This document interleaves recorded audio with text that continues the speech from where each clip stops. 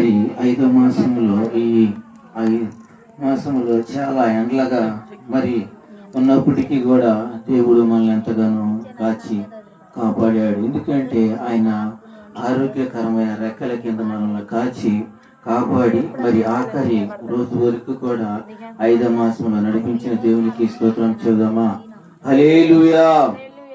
మరి అంతేకాదు కానీ మరి ఎండ విపరీతంగా ఉండడం వలన చాలా మంది చిన్నవారు పెద్దవారు కూడా మరి నాకంటే చిన్నవారు ఇద్దరు మరి సున్నంబట్టి సెంటర్ తీసిరాజపురంలో ఒకళ్ళు మరి చనిపోవడం జరిగింది. కానీ ఆయన ఉచితమైన సంకల్పం ఏంటంటే మన ద్వారా ఏదో ఒక పని చేయాలని మరి ఆయుష ఇచ్చాడని నేను అనుకుంటూ ఉన్నా. కాబట్టి మరి మనకంటే చిన్నవారు పెద్దవారు కూడా కాలగర్భంలో కలిసిపోయినా కానీ మన దేవుడు ఏం చేశాడంటే ఆయన చల్లని రెక్కల కింద కాచి కాపాడి మంచి ఆరోగ్యం ఇచ్చిన దేవునికి మరొకసారి స్తోత్రం చేద్దామా?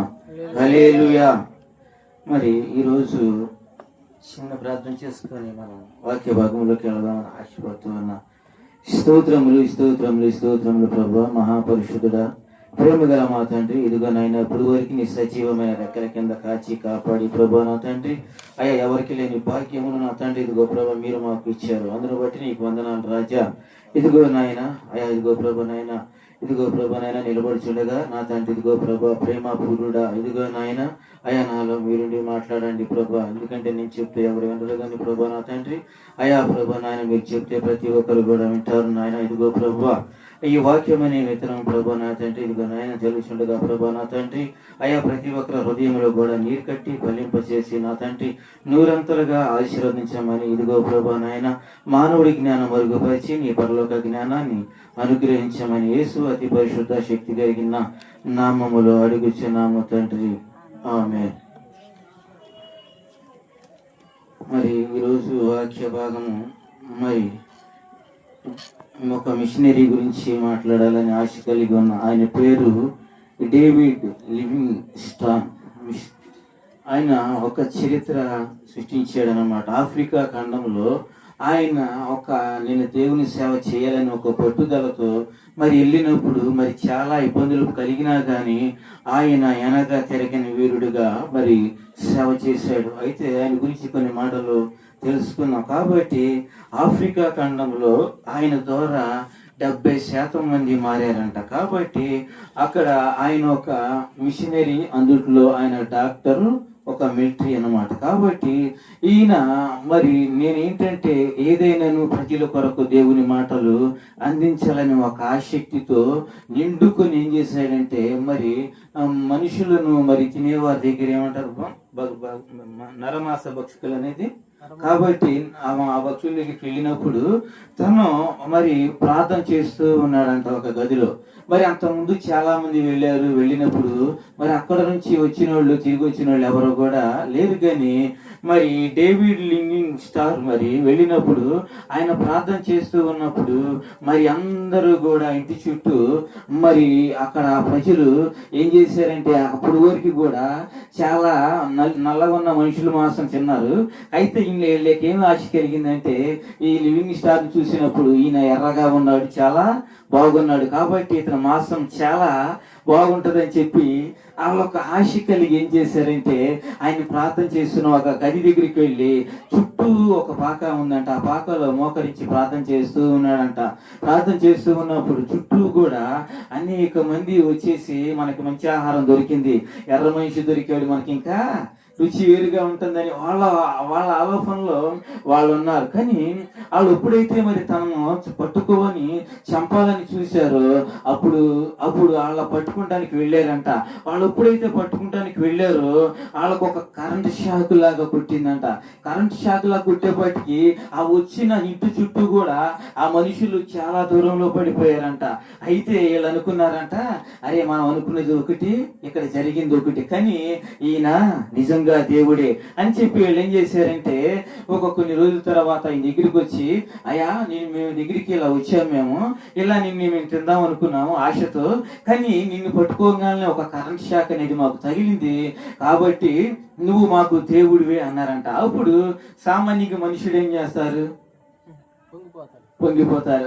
అక్కడ దాకా ఎందుకు, మరి అపొస్తలుల కార్యములో కూడా మరి హేరోదు ఇది దేవుని జ్ఞానం ఒట్టిదే గాని నీ జ్ఞానము కాదన్నప్పుడు అతను తనేమనుకున్నాడు, తనలో తాను మురిసిపోయినప్పుడు ఇది ఏదైనా కానీ మహిమ అనేది దేవునికి చెల్లాలి కాబట్టి ఆయన ఏం చేశాడంటే దేవునికి చెల్లకుండా నన్నే పొగిడారని చెప్పి మురిసిపోగానే ఏం జరిగింది, ఎమ్మటిని పురుగులు పడి నోట్లో చనిపోవడం జరిగింది. కానీ ఇతను డేవిడ్ లివింగ్ స్టార్ గారు ఏం చేశాడంటే ఇది నా జ్ఞానం, ఇది నా గొప్పతనం కాదు కానీ నన్ను పంపిన తండ్రిది గొప్పతనం అన్నారు. కాబట్టి అక్కడ ఆయన తప్పించబడడానికి కారణం ఏంటంటే మరి అతడు నన్ను ప్రేమించుచున్నాడు గనక నేను అతనిని ప్రేమించుచున్నాను, అతనిని నేను తప్పించేదనని వాక్య భాగం ఉన్న రీతిగా ఆయన అక్కడ మరి ఆ విధముగా వాళ్ళు ఎవరైతే మరి వచ్చారో తినాలని ఆశ కలిగి వచ్చారో వారందరూ కూడా మారడం జరిగింది. అంతేకాదు కానీ మరి అక్కడ ఉన్నప్పుడు కొన్ని ప్రాంతాల్లో అక్కడ మరి ఆఫ్రికా ఖండం అనగానే బ్లాక్ మాంబా అంటే మన డిస్కవర్లు ఎక్కువగా చూస్తూ ఉంటాం. ఆ బ్లాక్ మాంబా కరిస్తే మనిషి 3 నిమిషాల కంటే కూడా బ్రతకడము కష్టం. కానీ ఆయన వెళుతూ ఉన్న ప్రయాణంలో ఆయన మరి పాము కాటేసిందంట. పాము కాటేసినప్పుడు సహజంగా ఎవరైనా మరణించాల్సిన అందుట్లో బ్లాక్ మాంబా కరిసినప్పటికి ఎడమ కాలుతో కాటేసినప్పుడు ఆయన ఏం చేశాడంటే ఆయన నిరీక్షణతో ఆయన పాము కాటేసింది కదా, నేను ఇంటికి వెళ్ళి వైద్యం చేయించుకొని వస్తాను, లేకపోతే ఆయన ఒక డాక్టర్ అయి ఉన్నాడు, డాక్టర్ నేను వాళ్ళ చోటుకి వెళ్ళి నేను ట్రీట్మెంట్ చేయించుకోలేదు అనుకోలేదు. కానీ ఆయన ఆశ ఏంటంటే దేవుడు నన్ను స్వస్థపరుస్తాడనే నమ్మకం మీద అట్లాగే వెళుతూ ఉన్నాడంట. అట్లాగే వెళుతూ కొన్ని కిలోమీటర్లు వెళ్ళినాక, ఒక 15-17 కిలోమీటర్లు వెళ్ళినాక అనుకోకుండా ఒక ముళ్ళ కంపెనీ వచ్చిందంట. ఆ ముళ్ళ కంపెనీ ఎప్పుడైతే వచ్చిందో తను నడుచుకుంటూ వెళ్తున్నప్పుడు ఆ పైన ఆయన 5 అడుగులు 5'3" ఉంటాడంట హైట్. అయితే 5 అడుగుల్లో ఒక ముళ్ళు అనేది ఎలాగా డైరెక్ట్ గా మళ్ళీ కొమ్మలన్నీ లోనకని ఒక ముళ్ళు అనేది బయటకున్నదంట. ఆ ముళ్ళు నడుస్తూ ఉన్నప్పుడు మళ్ళీ ఎడమ కన్నులో గుచ్చుకుందంట. ఆ ఎడమ కన్నులో గుచ్చుకున్నప్పుడు చాలా బాధపడ్డాడంట. ఒకటి పాము కరిసింది, మరి రెండోసారి ఏమో మళ్ళీ ముళ్ళు గుచ్చుకుంది అని ఆయన ఏం చేశాడంటే అలా చేయాలని చెప్పి నిదానంగా అలాగా తీస్తే ఆ కన్నులో ఉన్న జనంతా కూడా కారిపోయిందంట.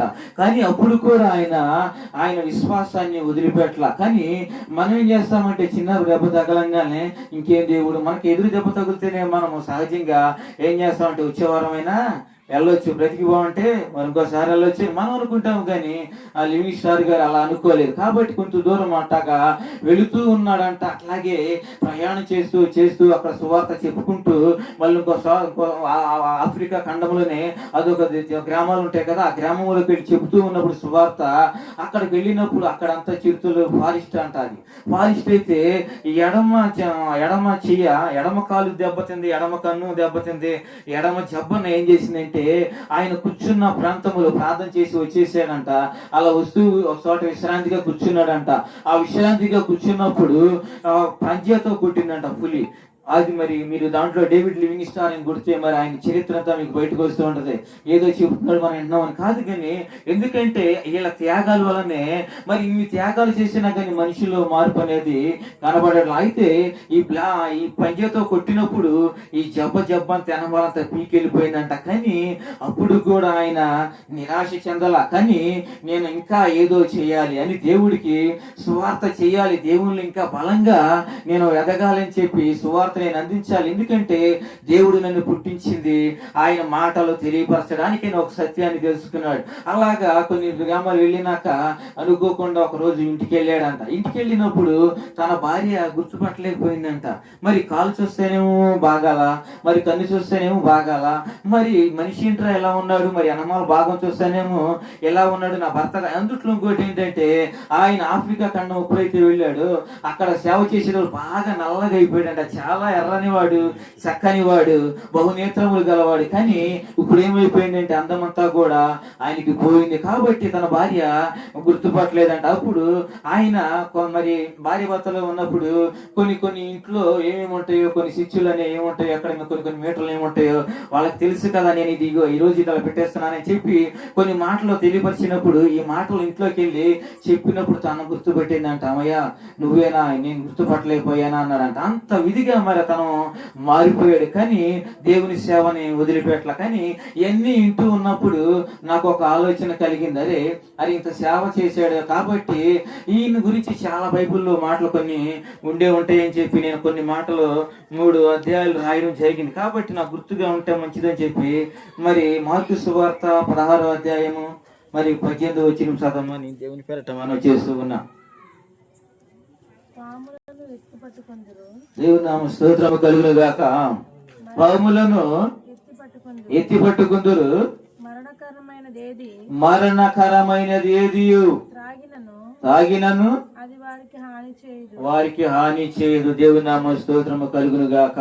మరి ఇదే విధముగా ఆయన పోరాడుతూ ఉన్నప్పుడు మరి బ్లాక్ మాంబ మరి పాము కరిచినప్పుడు కూడా మరి ఆయన వెనక్కి తిరిగి చూడాలి. ఎందుకంటే ఆయన పాములను తేళ్లను కూడా నువ్వేం చేస్తావంట, అనగదొరుకుతాడు. ఎందుకంటే ఆయన వాక్యం మీద ఉన్న పట్టుదల ఏం చేసిందంటే ఆ వాక్యం అనేది బ్రతికించి ఉన్నది. ఎందుకంటే నా బాధలలో అదే నాకు నెమ్మదిని ఇచ్చిచ్చినదని మరి 119వ కీర్తనలో చెబుతూ ఉన్నాడు. అదే విధముగానే మరి సమయం లేదు కాబట్టి మత్తయి సువార్త 10వ అధ్యాయము 37వ వచనం చదివి సహాయం చేయండి.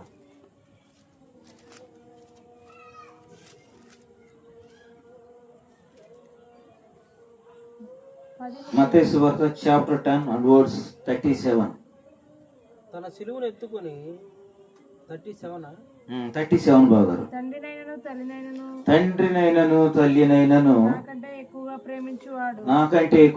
ప్రేమించేవాడు పాత్రుడు కాడు. దేవుని నామ స్తోత్రము కలుగును గాక. కానీ ఇక్కడ ఒక సత్యాన్ని ఆయన తెలుసుకున్నాడు. ఏంటంటే నాకంటే తండ్రినైనను తల్లినైనను మరి ఎక్కువగా ప్రేమిస్తే ఆ విషయంలో నేను తను కూడా అనుకోని ఉంటాడు. కానీ భార్య గురించి అయితే దాంట్లో లేదు. కానీ ఆ భార్యను కూడా నేను ఎక్కువగా ప్రేమించానంటే నేను దేవుడికి పాత్రుడను కాను. ఎందుకంటే నేను దేవుని మనిషిని, దేవునికి నేను పాత్రుడుగా ఉండాలి. ఎందుకంటే దేవునికి పానార్పణముగా నేను పోయిపడాలి అని ఒక ఆశతో ఆయన ఏం చేశాడంటే మరి ఆయన మరి ఎవరి మాట కూడా వినలేదు. కానీ భార్య కంటే కూడా ఎక్కువగా మరి తను దేవుడిని ప్రేమించాడు. కాబట్టి మరి ఆయన అన్ని ఇబ్బందులు కలిగినా కానీ మరి వెనక్కి తిరిగి చూడని వ్యక్తిగా ఉన్నాడు. కాబట్టి మనం ఎప్పుడైనా కానీ ఒక ఆశ, ఒక గమ్యానికి మనం చేరుకోవాలన్నప్పుడు మనము దాన్ని మనం చేరుకునే వరకు కూడా మనం ఏం చేస్తామంటే చూడాలి అనుకుంటాం. అక్కడ దాకా ఎందుకు, ఇది వరకు మా నాన్నగారు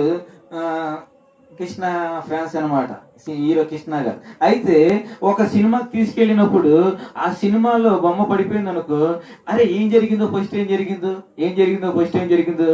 మళ్ళీ మిస్ అయిపోయినాయి అని తపన పడేవాడిని. అదే విధముగా దేవుని మాటలు కూడా మనం ఏం చేయాలంటే అక్కడ మనం మళ్ళీ రెండోసారి చూసే వరకు కూడా నా ప్రాణం లాగా ఉండేది కాదు. అప్పుడు రెండోసారి ఎప్పుడైతే చూస్తానో కరెక్ట్గా బొమ్మలు పడి అవి ఎప్పుడైతే పడతాయో నేను అప్పుడు ఏం చేసేవాడిని, ఆనందించేవాడిని, సంతోషించేవాడిని. అదే విధముగా మనుషులకి ఏంటంటే ప్రతి ఒక్కరు కూడా మరి మందిరం స్టార్ట్ చేసినప్పుడు ప్రతి ఒక్కరు కూడా ఆయన సన్నిధిలో దేవుడు కూడా కనపడాలని, సంతోషపడాలని ఆయన ఎదురు చూస్తూ ఉన్నాడు. కానీ కొన్ని సంఘాలలో చూస్తుంటే ఏమవుతుందంటే మరి చాలా మంది కూడా వెళదాంలే, పాటలు అయిపోయినాక వెళదాంలే, కొందరు వాక్యం సమయానికి వెళదాంలే, ఎప్పుడైనా వెళ్ళినా సరిపోయేది. ఒక్కొక్కళ్ళు ఏమనుకుంటూ ఉంటారంటే మరి ఆశీర్వాదం ప్రార్థనకి వెళ్ళినా మనకి చాలు అని అనుకుంటారు. కానీ ఏమి రాదు. కానీ నువ్వు మనుషుడా, నువ్వు ఏ కొలత కొలితే ఆ కొలతే నీకు వస్తుందని మరి కొలబడుతుందని గలతీ పత్రికలో చెబుతూ ఉన్నాడు. అదే విధముగా మనము ఏ ఆశ కలిగి ఉన్నామో మరి ఈ విషయాన్ని గారు కూడా నేను దేవుని కొరకే నా ప్రాణం పెట్టాలని చెప్పి ఆశ కలిగి ఉన్నాడు. ఆశ ఏం చేసిందంటే మరి ఆయన ఆఖరి అంచు వరకు కూడా తీసుకెళ్ళింది. కాబట్టి అదే విధముగానే యోహాను సువార్త 8వ అధ్యాయము 51వ వచనం చదవరా.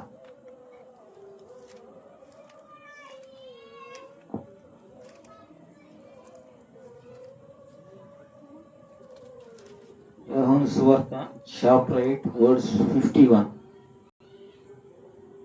ఒకడు నా మాట గైకొన్న ఎడల ఒకడు నా మాట గైకొనిన ఎడల ఎన్నడును మరణము పొందడని మీతో నిశ్చయముగా చెప్పుచున్నానని. చాలు చాలు. ఏమిటంటే ఆయన మాట వినాలి. ఆయన మాట ఎప్పుడైతే వింటామో ఏమన్నాడు తర్వాత అండి, వాడు ఎన్నడును కూడా మరణము పొందడని చెప్పుతున్నాడు అక్కడ వాక్య భాగం. కాబట్టి ఈయన మరి అటువంటి స్థితిలో కూడా ఉండి కూడా ఏం చేశాడంటే, మరి ప్రాణం పోయే స్థితిలో ఉన్నా కానీ నా దేవుడు నన్ను విడిచిపెట్టడు. ఎందుకంటే నేను నమ్ముకున్న దేవుడు గొప్పవాడు. కానీ మనుషులు నన్ను మర్చిపోతారేమో కానీ, నా స్నేహితులు నన్ను మర్చిపోతారేమో కానీ, నా తల్లి మర్చినా తండ్రి విడిచినా నిన్ను నేను విడువని అనే దేవుడు నాకున్నాడని ఒక పట్టుదల ఆశతో ఏం చేశాడంటే అక్కడ వరకు కూడా ఆయన ప్రయాణాన్ని సాగించాడు. కాబట్టి ఆ లాస్ట్ మూమెంట్ లో ఎప్పుడైతే తను చనిపోయాడో, ఆయన చనిపోయినాక మరి మిలిటరీ వాళ్ళు వచ్చారంట. మిలిటరీ వాళ్ళు వచ్చినప్పుడు, బ్రిటిష్ వాళ్ళు వచ్చినప్పుడు, సామ్రాజ్యం వాళ్ళు వచ్చినప్పుడు, ఇతను మా మనిషి కాబట్టి మేము ఇతన్ని ఇక్కడ సమాధి చేయాలి అని తీసుకెళ్ళిపోతామన్నారంట. కాదు కానీ అక్కడ ఆఫ్రికా వాళ్ళు ఏమన్నారంటే, కాదు, మా కొరకు వచ్చి తన ప్రాణాన్ని పెట్టి మరి ఎన్ని ఇబ్బందులు తగిలినా, ఎన్ని సమస్యలు వచ్చినా వాటికి వెళ్ళి చూడలేదు కానీ మా కొరకు ఎంతో ప్రయాసపడ్డాడు ఈ లివింగ్ స్టార్. కాబట్టి ఇతనిని మా దేశంలోనే మేము మట్టి చేయాలని ఆశపడ్డారంట. కాబట్టి ఇద్దరు తరకాజం ఆగుతున్నప్పుడు వాళ్ళు ఏం చేశారంటే, కాబట్టి ఈరోజు ఒకళ్ళు అన్నారంట, అయితే మీరు అన్నమాట నేను వింటారు. కాబట్టి బ్రిటిష్ మరి ఆఫ్రికా వాళ్ళు అన్నారంట, కాబట్టి మీరు మీ ఇష్ట ప్రకారంగా మీరు చేయండి, కాబట్టి ఆయన గుండెకాయ మాకు ఇవ్వండి అని అన్నారంట. అయితే వాళ్ళలో ఒకళ్ళు వచ్చారంట, టక్కమని గుండెకాయ కోసేసారు. అలా గుండెకాయ కోసేసి ఆ గుండెకాయ తీసుకొని మరి ఆఫ్రికాలో మరి పెట్టి సమాధి చేయబడడం జరిగింది. తర్వాత ఈ బాడీని ఏం చేశారంటే ఈ మిలిటరీ తీసుకెళ్ళి వెళ్ళి యథాప్రకారముగా మరి చేశారు. మరి లాస్ట్ వరకు కూడా ఆయన జీవితాన్ని ఏం చేశాడంటే దేవుని కొరకు మరి ప్రాణార్పణముగా పోయిపడ్డాడు. అదే విధముగా మనము కూడా వాక్యం వింటున్నాం. మనము కూడా ఏం చేయాలంటే ఆయన కొరకు మనము కూడా మన జీవితము ముగించేలోపు ఆయన కొరకు ఎంతైనా కొంతైనా పని చేయాలని నేను చెబుతున్నా. కాబట్టి ప్రతి ఒక్కరము కూడా ఆయన పని చేయడానికే మనల్ని దేవుడు పుట్టించాడు. కాబట్టి మరి లివింగ్ స్టార్ మరి లాస్ట్ వరకు కూడా ఆయన ఏ విధముగా మరి ఆయన దేవుడి కొరకు బ్రతికాడో, మనము కూడా మన జీవితంలో మనం ఆయన పని కొంతైనా చేయాలని అనుకుంటూ మరి ఈ వాక్యము మరి దేవుడు దీవించును గాక. మరి చిన్న ప్రార్థన చేసుకుని సమయాన్ని సేవకులకి ఇద్దాం. స్తోత్రములు ప్రభా, మహాపరిశుద్ధుడా, ప్రేమగల మా తండ్రి, ఇదిగో నాయన లివింగ్ స్టార్ గురించి ప్రభా నా తండ్రి, ఇదిగో నాయన మిషనరీ ప్రభా నా తండ్రి, ఆయన చేసిన త్యాగాలు ప్రభా నా తండ్రి, ఇదిగో ప్రభు మరువలేనివి ప్రభా నాయన, మరిచిపోజాలని ప్రభా నా తండ్రి, నీ కొరకు నా తండ్రి, ఇదిగో నాయన ఇదిగో ప్రభా నా తండ్రి, ఫస్ట్ విషయంలో కానీ ప్రభా నా తండ్రి, మా దేవుడే మహిమ కలుగుడు అని ప్రభా చెప్పాడు ప్రభా నా తండ్రి, ఇదిగో నాయన అదిగో ప్రభా నా తండ్రి, వాళ్ళు చెప్పినప్పుడు ప్రభా నాయన నేను పొంగిపోలేదు కానీ ప్రభా నాయన నీ స్వార్థను వెదజల్లాడు ప్రభా నా తండ్రి, ఇదిగో నాయన ఆఫ్రికా దేశాన్ని ప్రభా నా తండ్రి ఇప్పుడు కూడా ప్రభా నా తండ్రి 70% ప్రభా నా తండ్రి నిన్ను నమ్ముకున్నారు అంటే ప్రభా నా తండ్రి కేవలం నా తండ్రి ఆ లివింగ్ స్టార్ వాళ్ళనే ప్రభా నా తండ్రి. కాబట్టి నాయన ప్రపంచమంతా చెప్పుకుంటుంది ప్రభావం నాయన. అట్లాగే ప్రభా నా తండ్రి మా జీవిత కాలం అందులో కూడా ప్రభా నా తండ్రి నీ కొరకు ఆయన కొంత పని చేసి ప్రభా నాయన కాలం ముగించేలోపు కొంత పని మేము కూడా చేయాలని ఆశపడుతూ ఉన్నాం. కాబట్టి ప్రభా నా తండ్రి, ఇదిగో నాయన ఇదిగో ప్రభా నా సేవకులు నిలబడుతుండగా నా తండ్రి, ఇదిగో నాయన మీ సిలువ చాటును మరుగుపరిచి నా తండ్రి, ఇదిగో నాయన మా అందరికీ కావాల్సిన వర్తమానాన్ని ప్రభా నా తండ్రి సేవకులతో మీరు మాకు అందించమని అడుగుచున్నాం రాజా. నీకే స్తోత్రములు ప్రభా. ఈ చిన్న ప్రార్థన ఆలకించమని, ప్రార్థనకి ప్రతిఫలం తెచ్చామని యేసు అతి పరిశుద్ధ శక్తి కలిగిన నామములో అడుగుచున్నాను తండ్రి, ఆమేన్.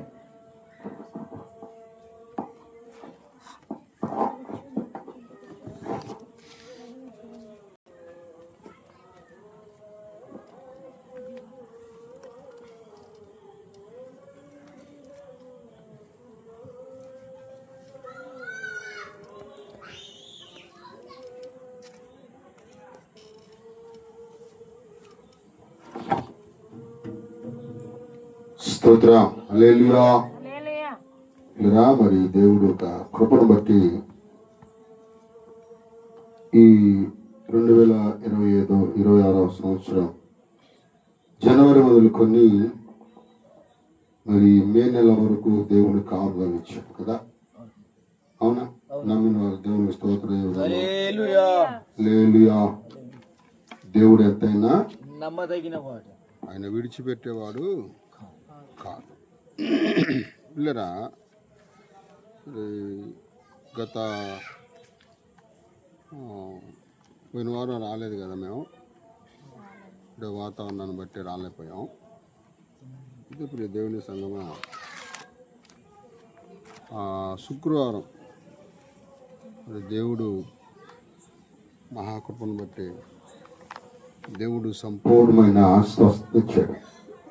హల్లెలూయా. హల్లెలూయా.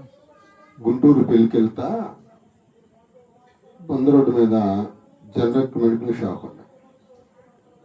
షుగర్ కంట్రోల్ ఉంటుంది, ఎందుకైనా మంచిదని చెప్పి నేను ఏం చేశానంటే, ఊరు వెళ్తున్నాను, పరిస్థితులు ఎలా ఉంటాయో అని నేను వాడే షీట్ తీసుకుని ఇవి లేవండి వేరే ఉన్నాయి. నేను చూడ నాదేమో 85 పవర్ 95 ఇచ్చాడు. నాకు తెలియక 2 టాబ్లెట్లు వేసా. అంటే పెళ్లి రోజు మధ్యాహ్నం భోజనం చేసి ఒకటి వేసాను, గురువారం మధ్యాహ్నం ఒకటి వేసాను, శుక్రవారం మధ్యాహ్నం కూడా ఒకటి వేసాను. 3 టాబ్లెట్ వేసాను. బాగా షుగర్ డౌన్ అయిపోయి నీరసం వచ్చి మనిషి మొహం నాకు సరిగ్గా కనబడట్లా, ఒళ్ళు సలబడిపోయింది. వెంటనే మా ఊరు చిన్నోడు నాకు వెళ్ళి పరీక్ష పెట్టి చూసి, నా ఏంటి అట్ట అయిపోతున్నాను దగ్గరికి చూసాను. చూస్తే ఒళ్ళు చల్లబడిపోయింది. ఏమైంది నాన్న అని చెప్పని ఒకసారి అది బాధపడి పక్కన హాస్పిటల్ ఉంటే అక్కడ తీసుకెళ్ళాడు. వెంటనే డాక్టర్ గారు ఒక ఇంజక్షన్ చేసి 10 నిమిషాల్లో కొంచెం అట్లా మంచిది. దేవుడు ఏ విధమైన తెగులు రాకుండా తన కృపలో భద్రపరిచాడు. స్తోత్రం.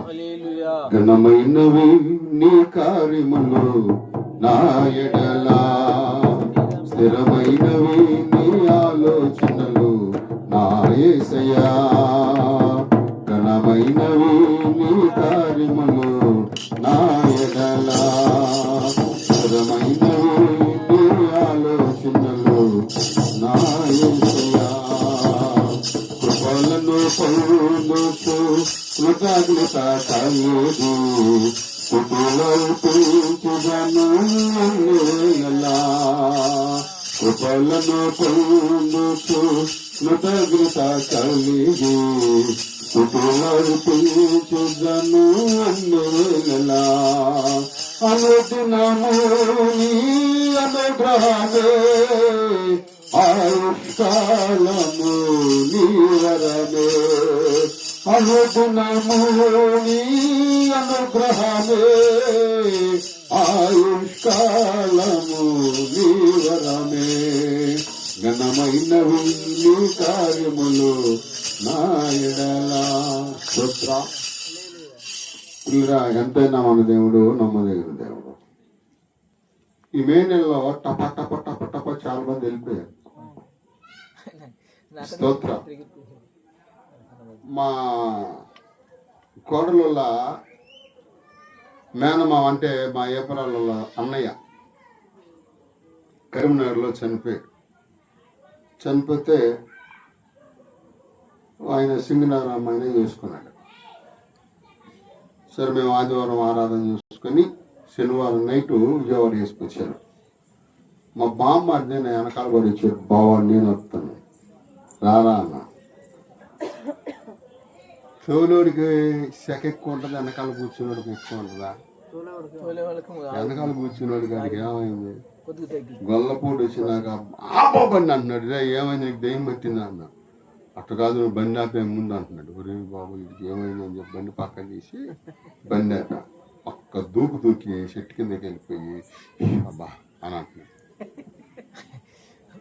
అని అంటున్నాడు, బావ ఎట్ట వస్తున్నావా నువ్వు?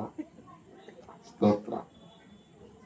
ఎట్టా చెప్పాలి, ఎట్లా వస్తున్నావయ్యా నువ్వు అని అన్నాడు. ఎరా అన్న, తోలేవాడికి నీకేమీ లేదు సమ్మగా అనుకుంటా వెనకాల కూర్చొని నాకు మండుతుంది అన్నాడు. మరి నాయన ఏదైనా దేవుని కృప అంటే నిజమే బావా, హల్లెలూయా. హల్లెలూయా. నీ కృప తప్ప వేరొకటి లేదయా, నీ మనసులో నేనుంటే చాలయా, బహుకాలముగా నేనున్న స్థితిలో నీ కృప నాయడ చాలునంటివే. హల్లెలూయా. హల్లెలూయా. మనం ఏ స్థితిలో ఉన్న ఆయన కృప మనకే తోడు. సరిపోతుంది. స్తోత్రం చెప్దాం. హల్లెలూయా. హల్లెలూయా. జెఫన్యా గ్రంథం క్లుప్తంగా కొద్ది నిమిషాలు 2వ అధ్యాయము 1-3 వచనాలు త్వరగా చదువుకున్నా. ఈ పరిస్థితులను బట్టి ఎంతైనా మనకు మార్పు అవసరం. మనం అనుకుంటున్నాం మనం మార్పు చెందాము అనుకుంటున్నాం, కానీ మనం చెందిన మార్పు సరైన కాదనుకుంటున్నా నేను. స్టార్టింగ్ రా. మొదటి రెండు. అమ్మ నాకు ఇంగ్లీష్ రాదు నాన్న, నేను తెలుగులోనే చెప్తాను. నేను ఏం చెప్పినా తెలుగులో, పాట బాగానే తెలుగులోనే, వాక్యం చెప్పినా తెలుగులోనే, రిఫరెన్స్ చెప్పినా తెలుగులోనే. స్తోత్రం చెబుదామా? అవునమ్మా. 2వ అధ్యాయం 1-3 వచనాలు చదువుకుందాం. సిగ్గుమానుల జనులారా కూడురండి, పొట్టుగాలికి ఎగిరినట్లుగా సమయము గతించుచున్నది, విధి నిర్ణయము కాకముందే యెహోవా కోపాగ్ని మీ మీదకి రాకముందే మిమ్మల్ని యెహోవా ఉగ్రత దినమున రాకమునుపే కూడిరండి.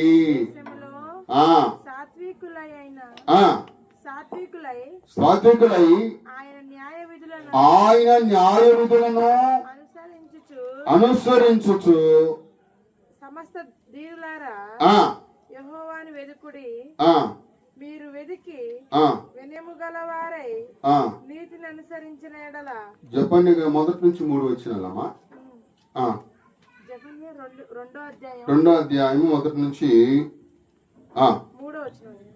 వచనం వరకు సిగ్గుమాలిన జనులారా చూడండి. ఇక్కడ అంటున్నాడు, సిగ్గుమాలిన జనులారా కూడిరండి, పొట్టి గాలికి ఎగిరినట్లుగా సమయము గతించుచున్నది, విధి నిర్ణయము కాక మునిపే యెహోవా కోపాగ్ని మీ మీదకి రాక మునిపే మిమ్మల్ని శిక్షించుటకై యెహోవా ఉగ్రత దినము రాక మునిపే కూడురండి. దేశములో ఆయన న్యాయ విధములను అనుసరించుచు సమస్తమైన దీనులారా యెహోవాను వెతుకుడి, మీరు వెతికి నీతిని అనుసరించిన యెడల ఒకవేళ ఆయన ఉగ్రత దినమున మీరు దాచబడుదురు. హల్లెలూయా. ఇక్కడ వాక్య భాగాన్ని మనం గమనించినట్లయితే జెఫన్యా ఎవరికి ఎవరిస్తున్నాడు?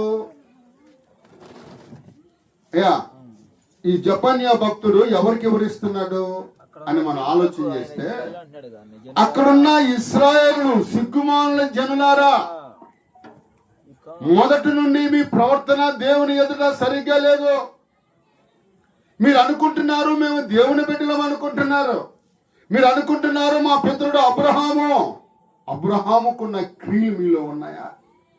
అబ్రహాముకున్నటువంటి ఆ విశ్వాసం మీకుందంటే లేదు. అందుకని అంటాడు యెషయా గ్రంథము 61వ బిడ్డలారా 41:8 వచ్చిన ఒకసారి చదువుదాం. యెషయా గ్రంథం.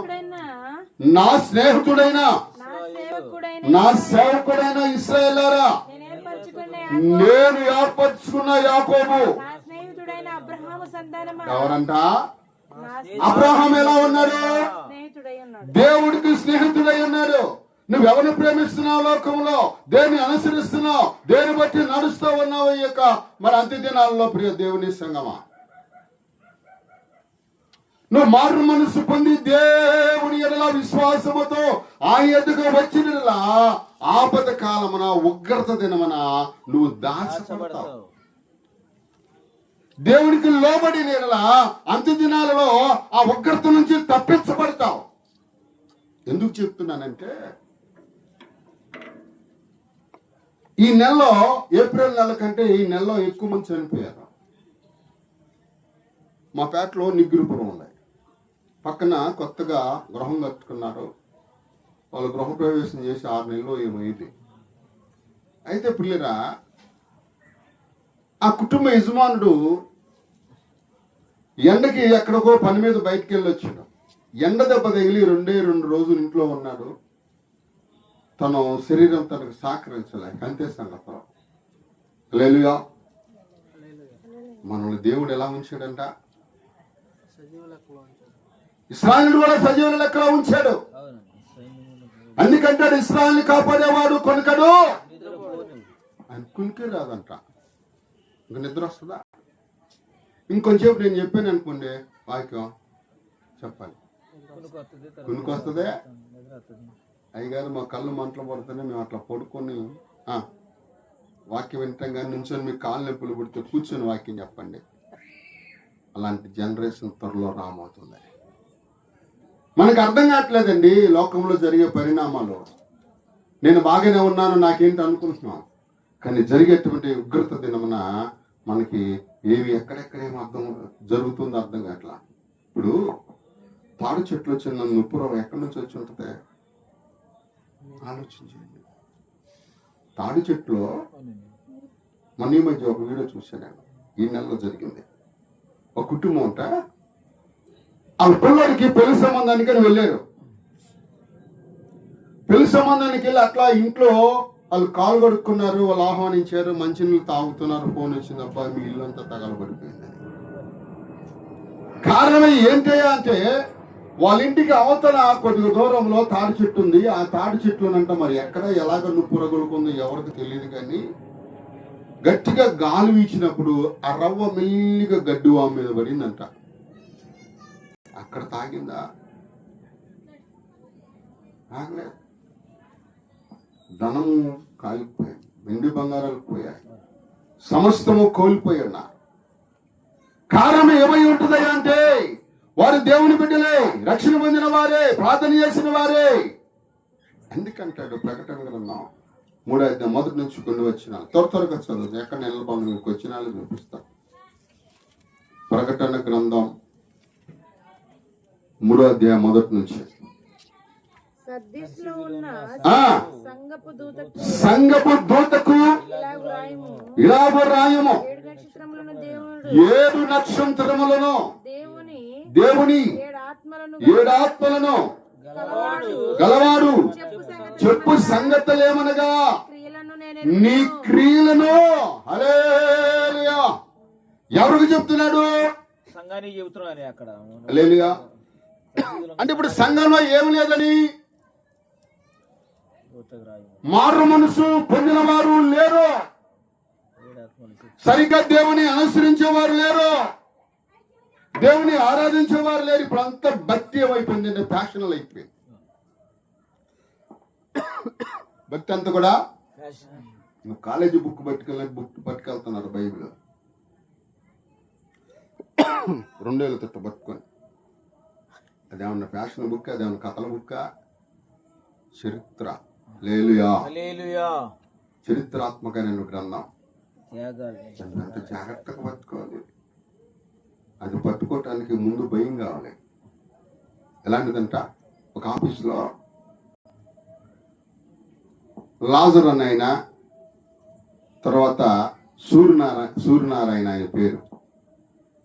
అతను అన్యుడు, ఈ లాజర్ ఏమో క్రైస్తవుడు. ఈ అన్యుడు ఏం చేశాడంటే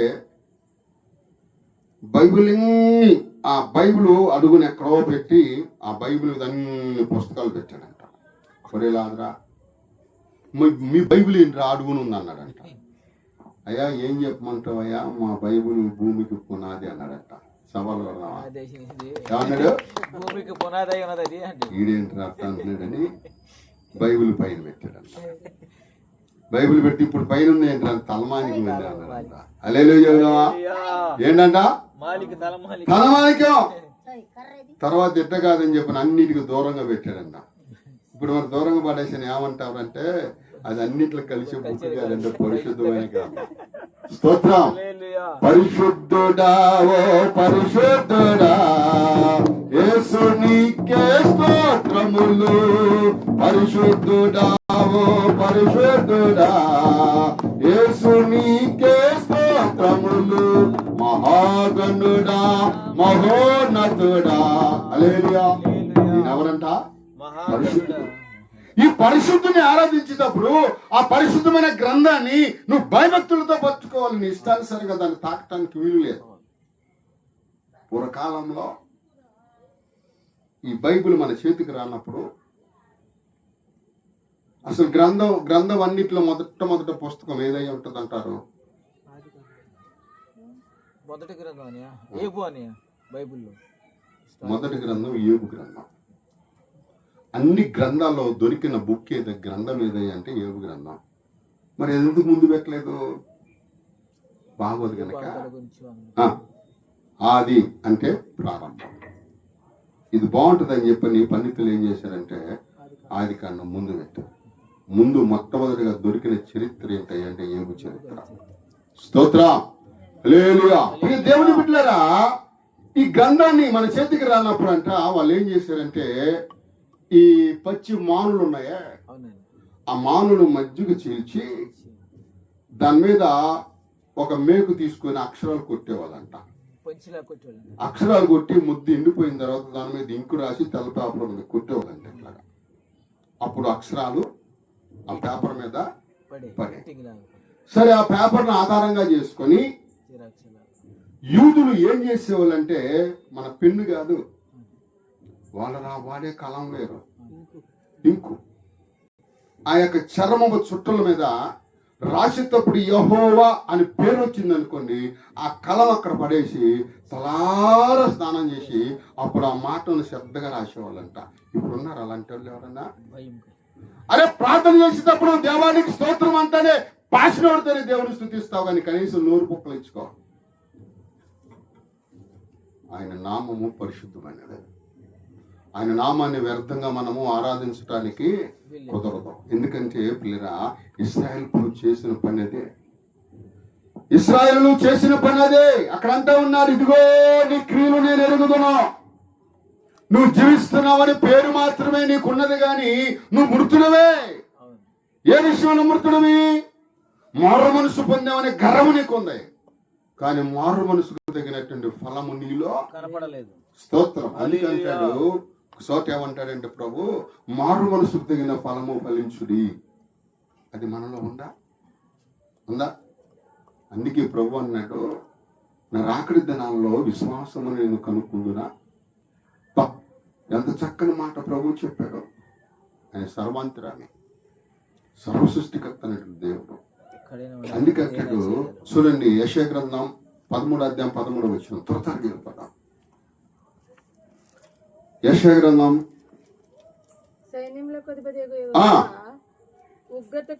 ఉగ్రతకును ఆయన కోపాగ్ని దినముకును ఆకాశము వణికినట్టు భూమి తన స్థానము తప్పినట్లు నేను చేసేదను.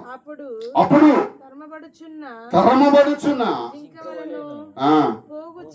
పోగు చేయన గొర్రెల వలెను జనులు తమ తమ హల్లెలూయా స్తోత్రం. చూడండి, ఉగ్రత దినంలో ఏం చేస్తాడంట? ఇది ఎక్కడి నుంచి వస్తుంది ఉగ్రత? యెహోవా దినము ఒక దినము రానై ఉంది. అది ఎప్పుడో కొన్ని జరిగిపోయాయి, కొన్ని జరగవలసినవి, కొన్ని జరిగినాయి, కొన్ని జరగవలసినటువంటి పరిణామాలు ఉన్నాయి. అవి మనకు తెలియట్లా. నాకు చెప్పాను కదా, గృహప్రవేశమై భర్త చనిపోయాడు. ఆయన చనిపోయిన 10 రోజులకే వడగాలికి తట్టుకోలేక తన ఆవిడ చనిపోయింది. ఏంటి ఇక్కడ సామాన్యం చేసిందంటే ఎట్లా అంటే, అయ్యో ఉన్నాయి కదా ఆయన చనిపోయాడంటే ఆమె కూడా చనిపోయింది అయ్యారు. బా, ఎంత బాధాకరం. ఉగ్రత దినమున నువ్వు దాచబడాలి అంటే సరైన మారు మనసు పొందాలి.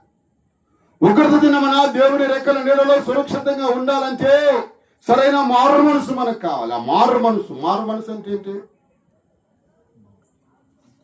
అంటే మారు మనసు పొందినా కూడా దుర్భాషలు మాట్లాడొచ్చా? మారు మనసు పొందిన కూడా అబద్ధాలు చెప్పొచ్చా? ఒక చోట ఉండి ఇంకో చోట ఉన్నానండి అని చెప్పడానికి. ఏమండి, ఇది ఆత్మీయుడికి సరైన విధానము కాదండి. నా యేసు ముఖమాటం లేనివాడు. అవునంటే అవును, అవునంటే అవునట్టుగా ఉండాలి, లేదంటే లేదన్నట్టుగా నీ ప్రవక్తలు కానీ క్రియలు కానీ ఆ విధంగా ఉండాలి. అలా ఉన్న దినమున, ఉగ్రత దినమున దేవుడు ఏం చేస్తాడంటే తన బిడ్డల కంటే ఆశ్చర్యపురముగా ఉంటాడు. హల్లెలూయా. హల్లెలూయా. ఆయన సన్నిధిలో మనము నమ్మకంగా ఉండాలి. ఇంకా చూస్తే కీర్తన గ్రంథము పిల్లరా 84వ కీర్తన 3వ వచనం ఒకసారి చదువుదాం త్వరగా. పేదలకును తల్లిదండ్రులు లేని వారికి 84వ కీర్తన 3వ వచనం. సైన్యములకు అధిపతి నా రాజా, నా దేవా, నీ బలిపీఠము ఎద్దనే పిచ్చుకులకు నివాస స్థలము దొరికినట్లు పిల్లలు పెట్టుటకు వాన కోయిలకు స్థలము దొరికిను నీ మందిరమందు. హల్లెలూయా. ఎవరు వీళ్ళు? ఎవరి గురించి మాట్లాడుతున్నాడు కీర్తనకారుడు అంటే? ఆ కీర్తన రాసింది కోరాహు కుమారులు రాశారు. ఈ కోరాహు కుమారులు అంట ఉగ్రత దినమున వాళ్ళు ఏమయ్యారంటే దాచబడ్డారు. ఉగ్రత వస్తుందని తెలుసుకుని వాళ్ళు ఏం చేశారంటే దేవుని మందిరానికి పరిగెత్తారు. ఇన్ని పరిణామాలు జరుగుతున్నా మారు మనసు పొందవు, దేవుని సన్నిధికి రావు. ఉగ్రత దినములు ఎట్లా తప్పించి పెడతావు? ఏమండి, కొంతమందికి ఎలా ఉంటుందంటే ప్రకటన 12:12 ప్రకారం ఒకసారి చూస్తారా? ప్రకటన 12:12.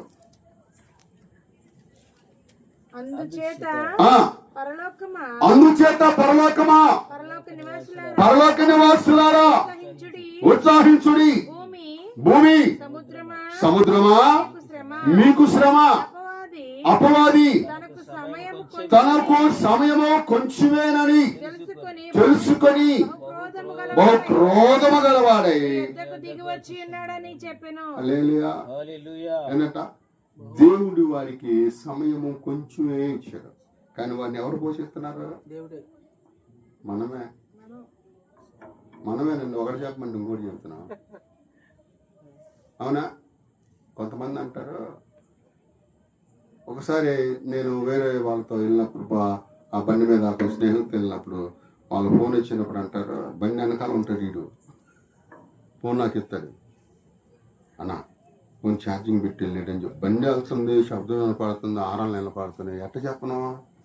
నేను బండి తోలుతాను, నాకు కుదరదు, నువ్వే మాట్లాడంట. ప్రార్థన చేసేవాడా లేరా?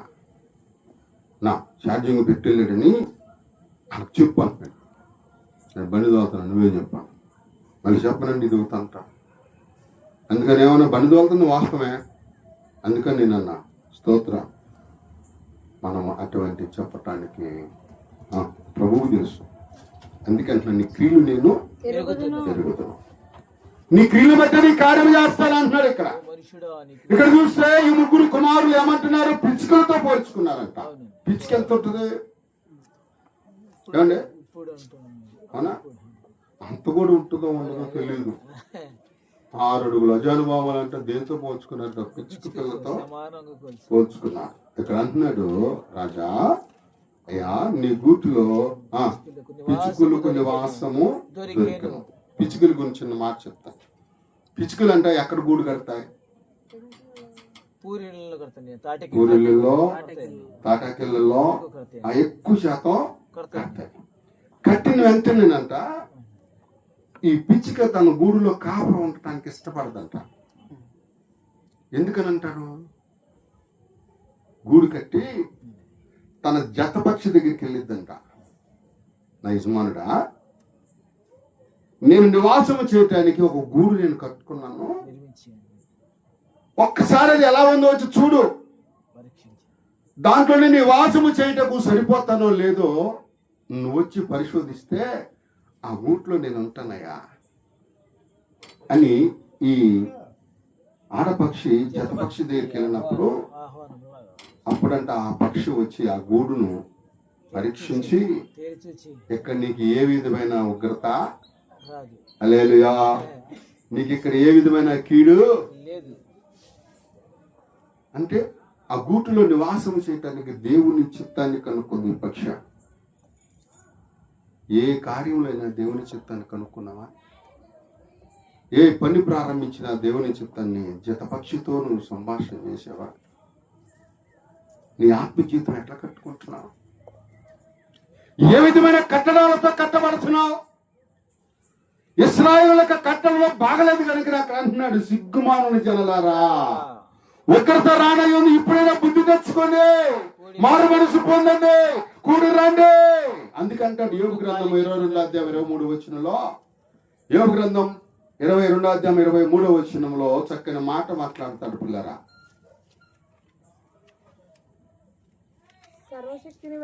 సర్వశక్తిని వైపు నీవు తిరిగిన ఎడల నీ గుడారములో నుండి దుర్మార్గతను దూరముగా తొలగించి. ఏం చేయాలంట? గుడారములో నుండి దుర్మార్గం ఎక్కడ ఉంది? దూరముగా తొలగించిన దుర్మార్గం ఎక్కడ ఉంది? మన హృదయమేనయ్యా. మరి ఎట్లాగండి మనకు మారు మనిషి ఎక్కడ ఉంది చెప్పండి? క్రైస్తవులు వడ్డీలకి ఎత్తుంటే లేదా అయ్యగారిని ఒక అయ్యగారు ఫోన్ చేసి, అయ్యగారు నీకు చాలా మంది అయ్యగారులు తెలుసుగా, రోజు వరిస్తాను ఎవడో ఉన్నాడు చూడు అంటున్నాడు. ఆటలో మళ్ళీ నాకు దశంభాగం ఎత్తాడంట. నాకు వద్దు బాబా, ఆ దశంభాగం వద్దు, నాకు అవసరం లేదు, దేవుడు ఇచ్చిన కాడికి అట్లాగే వెళ్ళిపోతున్నాను, నాకు అవసరం లేదన్నా. స్తోత్రం, హల్లెలూయా. హల్లెలూయా చెప్తామా? లేదా దేవుడు ఎంతైనా నమ్మదగిన వాడు. ఆయన పోషిస్తారంటే ఖచ్చితంగా పోషిస్తారు. ఈ కోరాహు కుమారులు చేసిన పని ఏంటంటే దేంతో పోల్చుకున్నారు? వాళ్ళు పిచ్చుకలతో పోల్చుకున్నారు. అంటే సేవకులు కానీ విశ్వాసులు కానీ ఎంత తగ్గించుకుని దేవుని సన్నిధిలో మారు మనసు పొంది ఆయన బలిపెట్టం దగ్గర ఉంటాడో అట్టివాడు ఆ ఉగ్రత దినమున దాచబడతాడు. ఎగిరేవా ఇక అంతే సంగతం. మరంట యాజకుడు కొవ్వు అంట ఆ అర్పణ మీద వేసినప్పుడు ఆ కొవ్వు మొక్క ఎగిరిద్దంట. ఎగిరిపడమాక స్తోత్రం. ఆ కొవ్వు ఎగిరిపడినప్పుడు అంట ఎగిరి ఆ మంట ఆ సెగకి తట్టుకోలేక ఎగిరి కింద పడిద్దంట. ఈ యాజకుడి దగ్గర ముళ్ళగట్టు ఉంటుంది. ఆ ముళ్ళగడ్డతో ఒక పోటు పొడిచి తీసుకొచ్చి మళ్ళీ అక్కడ కూర్చోబెడతాడంట. అది అవసరమా? ఆయన కొట్టి సరి చేసి లాక్కున్నంత వరకు ఉండాలా? ఇశ్రాయేలు పరిస్థితి అట్లాగే అయిపోయింది. హల్లెలూయా.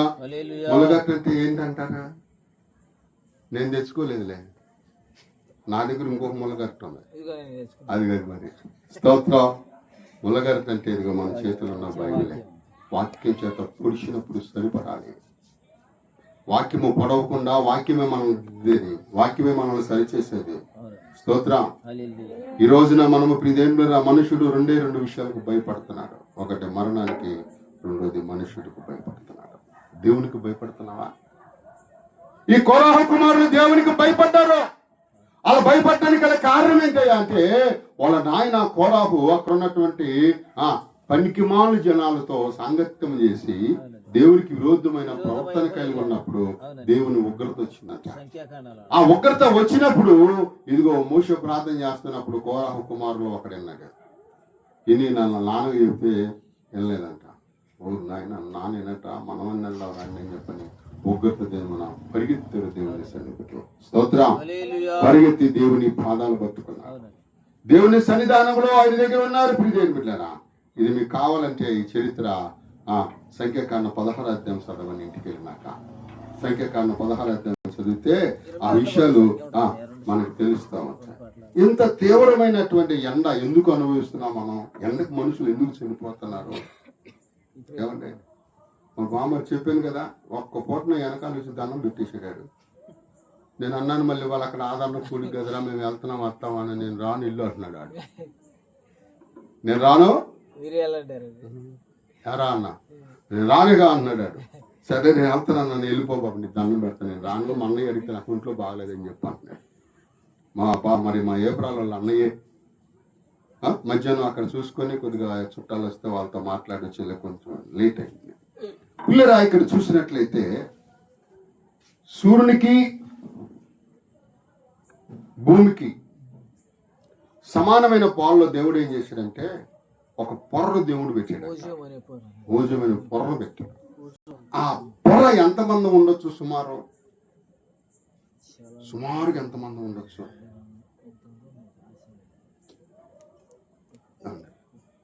నాకే ఒక గ్లాస్తో ఇటు చూస్తే అటు నుంచి మనిషి కనపడతాడు. అటు ఉన్న ముక్క కూడా దొరికింది.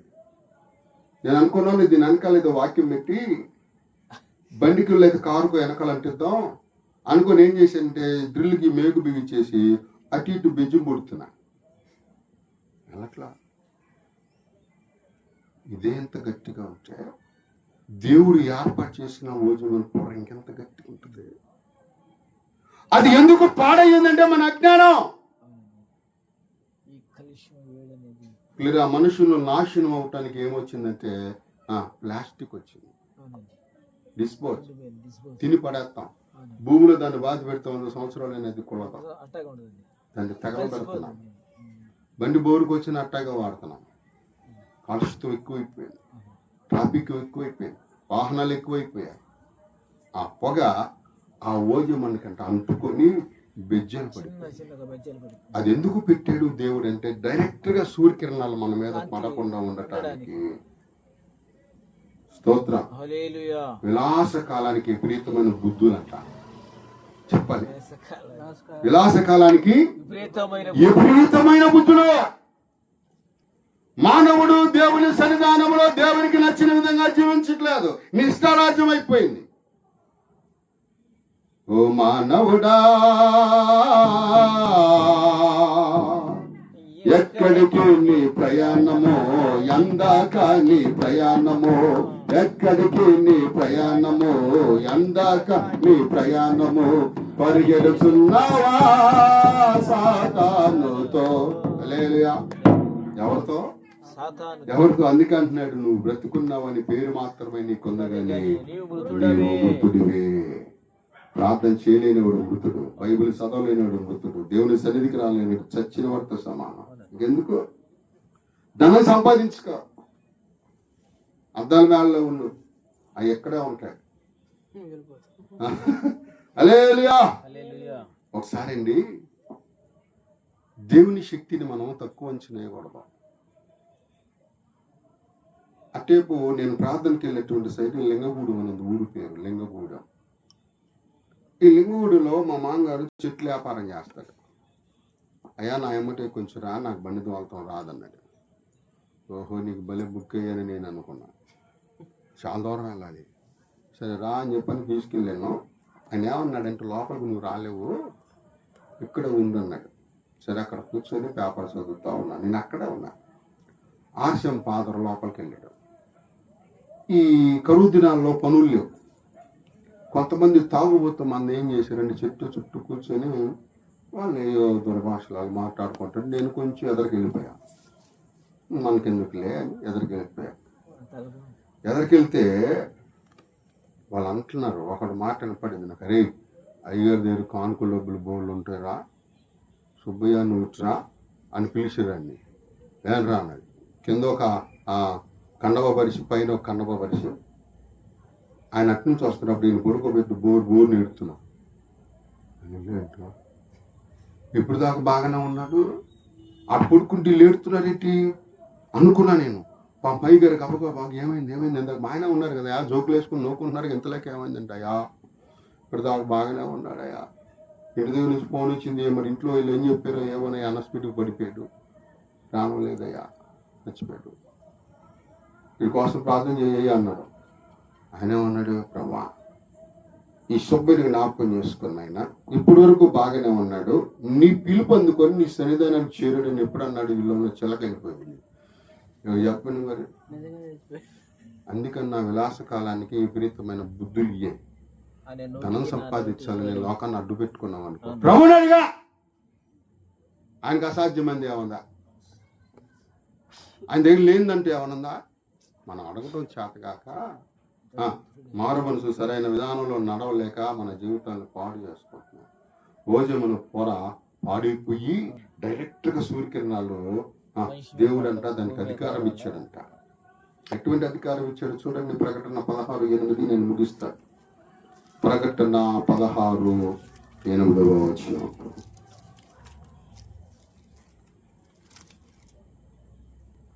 నాలుగవ దూత తన పాత్రను సూర్యుని మీద కుమ్మరింపగా మనుషులను అగ్నితో కాల్చుటకును సూర్యునికి అధికారం ఇవ్వబడెను. చెప్పండి మరి, ఎండలో వెళ్తానే పడిపోయి చచ్చిపోతున్నాడండి. ఈ నెలలో బోలు మంది చనిపోయారు. కారణం ఏంటంటే సూర్యునికి అధికారం దేవుడు ఇచ్చేసాడు. అంటే దేవుడికి లోబడిన వారిని దేవుడు ఏం చేస్తున్నాడంట? సృష్టికి. అందుకే ఒక చోట ఒక మాట ఉంటుంది, గుంట త్రువ్వేవాడు గుంటలో పడతాడంట, కంచి కొట్టేవాడిని పాంగరిసిందంట. చెప్పాలి అంటే ఎవరు తీసుకున్న గోతులో స్తోత్రం చెప్దామా? మానవుడు చేసిన అజ్ఞానాన్ని బట్టి ఈ రోజున అనుభవిస్తున్నాడు. చెత్తను తగలబెట్టావు, కలుషితం ఎక్కువైపోయింది. ఈ పొగ కమ్ముకొని పైన ఆకాశానికి భూమికి ఆ సూర్యునికి మధ్యన ఆ పొర పాడైపోయింది, బెజ్జలు పడిపోయింది, జల్లీలాగా అయిపోయింది. ఎక్కడ కూడా రాను అసలు అది ఉండదేమో. అరే ఇప్పుడు ఈ రోజు ఎంత ఉందండి? సుమారు తక్కువ 48-45 ఉందా? 47 ఇంకో 2 పెరిగితే ఆలోచన చేద్దామండి. పిల్లరా, కారణం ఏంటంటే మానవుడు అజ్ఞానం వలనే ఎండ తీవ్రత ఎక్కువైపోయింది. మానవుడు సరైన విధానంలో దేవుని ఆరాధించట్లా, మారు మనసు ఉంది. అందుకే అంటున్నాడు, ఇశ్రాయేలులారా ఇప్పుడైనా మించిపోయింది ఏమి లేదు, రాదగిన విధంగా నా యొద్దకు రండి, సరైన మారు మనసు పొందండి. అందుకంటే అపొస్తలుల కార్యాలు 2వ అధ్యాయం 19-20 వచనాలు. అపొస్తలుల కార్యాలు 2వ అధ్యాయం 19-20 వచనాలు. త్వరగా ముగిస్తాను, ప్రార్థన చేసుకున్నాం. పై ఆకాశమందు మహత్య కార్యములను పైన ఆకాశమందు మహత్య కార్యములను కింద భూమి మీద సూచక్రియలను రక్తమును అగ్నిని పొగ ఆవిరిని కలగజేసెను. ప్రభు ప్రత్యక్షమగు ఆ మహాదినము రాకమునుపు సూర్యుడు చీకటిగాను ఏమైందంట? చీకటిగా అంటే మన పిల్లలు ఎక్కడ ఉన్నారో తెలియదు, మన ఆయన ఎక్కడ ఉన్నారో తెలియదు, మన భార్య బిడ్డలు ఎటు వెళ్ళిపోయారో ఎత్తుకోవటం గుడ్డోళ్ళలాగా. గుడ్డోళ్ళలాగా ప్రభు అన్నాడు, ఒకవేళ నన్ను తడివులాడి ఎత్తుకుంటారేమోనని నిర్ణయ కాలాన్ని దేవుడు నిర్ణయించాడు. స్తోత్ర చెప్తాడండి పౌలు. అపొస్తలుల కార్యాలు 17వ అధ్యాయం 26వ వచనంలో చూస్తే చూడండి, చక్కని మాట చెప్తాడు మానవులు. అపొస్తలుల కార్యాలు 17వ అధ్యాయం 26వ వచనం. మరియు యావత్తు భూమి మీద కాపురముండుటకు ఆయన ఒకని నుండి ప్రతి జాతి మనుషులని సృష్టించి వారు ఒకవేళ దేవుని తడువులాడి కనుక్కుంటాడేమో. ఎవరినే 5 ఏళ్ళు మనకు పరిపాలన చేసేవాడిని కోరుకున్నాడు. ఎలాంటి వాడు మనకు తెలియదు. నిత్యాత్తానంటే మనం వేయటమే కాకుండా నలుగురిని తీసుకెళ్ళి ఓటే పెడతాం. మనకి మేలు చేసే సంగతి తర్వాత ఆడికి మేలు జరుగుతుందిగా, అవునా కదా? అరే 5 ఏళ్ళ పరిపాలన కొరకు మనకు నచ్చిన నాయకుడిని ఎన్నుకుంటున్నావే. మన ఆత్మీయ జీవితంలో ఎందుకు సరైన విధానాన్ని మనం ఎన్నుకోలేకపోతున్నాం? మంచి ఆలోచన కలిగి ఎందుకు ఉండలేకపోతున్నాం? ఏమండి, నేను ఒకసారి ఒక పిల్లని పిలిచి నాన్న పాట పాడతామన్నా, అమ్మో మా అయ్యగారు పక్కన ఉన్నాడండి అని అంటున్నాడు. అరే ప్రార్థనలు చేద్దు, మైక్లో వద్దులేరంటే అట్టా నేను పడితే ఆయన పక్కనే ఉన్నాడు అంటున్నాడు. అంటే మర్రి చెట్టు కింద ఏ మొక్క మొలవదంట. స్తోత్రం. మా దగ్గర 2 పిల్లలు నేర్చుకున్నారు, అడ్రస్ లేకుండా వెళ్ళిపోయారు. హల్లెలూయా. మరి గోపాలగూడెంలో ఒక ఆయన తయారయ్యాడు, మరి తమ్ముడు మరి వాక్యం చెప్తున్నాడు. అంటే 4 తయారు చేస్తే 2 ఉష్కాకి రెక్కలు వచ్చింది, మనం చేసేది ఏం లేదు. స్తోత్రం చెబుదామా? వాళ్ళు అంటారు, మా అన్న మాకు అవకాశం ఇస్తాడు, వేరే చోట ఎవరో ఇవ్వాలి. ఎందుకంటే వాక్యం అది ఉచితంగా దేవుడు మనకే ఇచ్చాడు. అక్కడ అంటున్నాడు, యావత్తు భూమి మీద కాపురం ఉండుటకు ఒక మనుషుడు ద్వారా సకల జాతులు దేవుడు ఏర్పాటు చేశాడు అన్నాడు.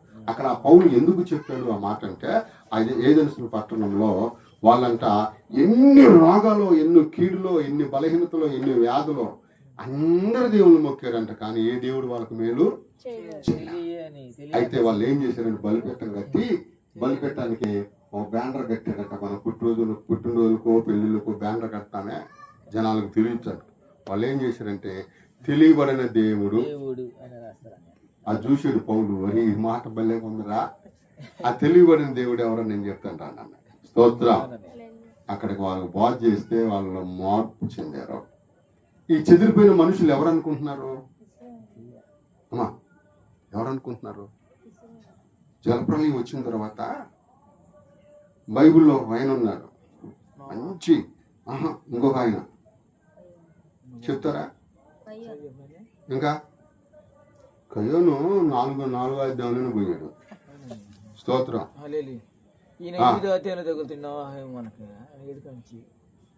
నిమ్రోద్ చదివారా బైబిల్లో? తగిలేడా నిమ్రోద్?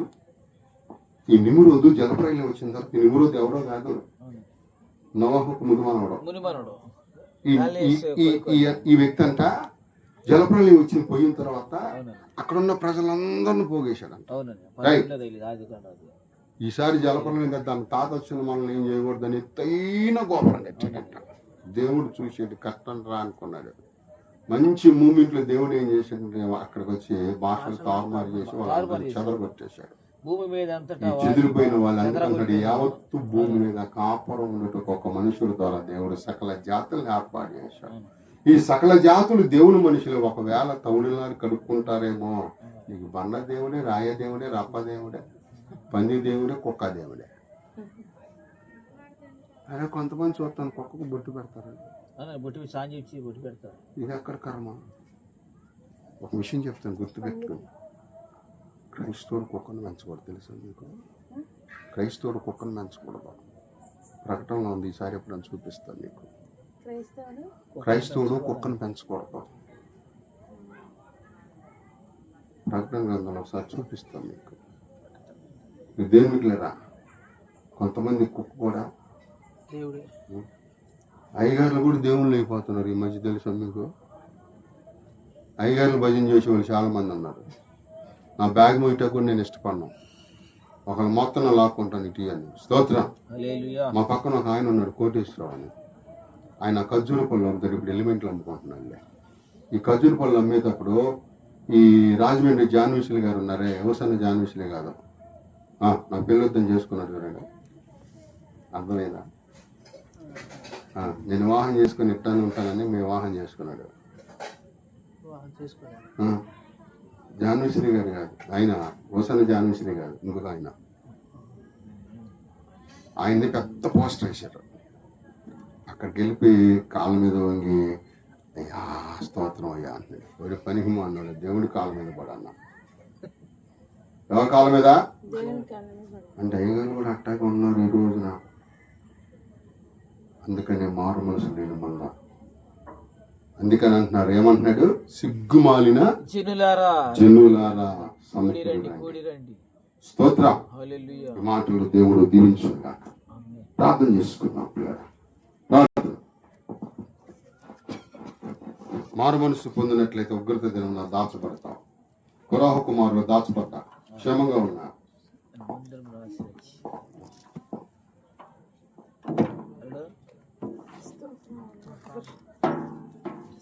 స్తోత్రం నాయన మహాపరిశుద్ధ మహాగణ గొప్ప దేవ ఆశ్చర్యకర ఆలోచన